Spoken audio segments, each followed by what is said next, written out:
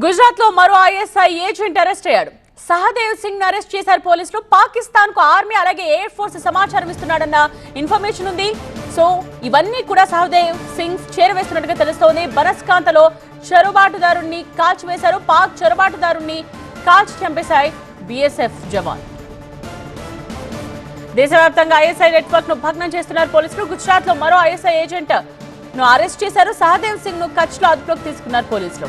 Health worker గా పనిచేస్తున్న సహదేవ్ పాకిస్తాన్ కు ఆర్మీ అలాగే ఎయిర్ ఫోర్స్ సమాచారాన్ని చేరవేస్తున్నట్టుగా గుర్తించారు.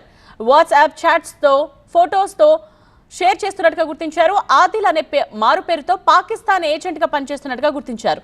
నిందితుడి ఫోన్ ను ఫోరెన్సిక్ విచారణ కోసం పంపించారు. మరోవైపు గుజరాత్ లోని బరస్కాన్ లో పాక్ చొరబాటుదారుని కాల్చి చంపాయి మన భద్రతా బలగాలు. భారత్ లోకి అక్రమంగా ప్రవేశించిన పాక్ చొరబాటుదారుని వెనక్కి వెళ్లిపోవాలని హెచ్చరించినప్పటికీ పట్టించుకోకపోవడంతో కాల్చి చంపినట్టు బీఎస్ఎఫ్ అధికారిక ప్రకటన విడుదల చేసింది.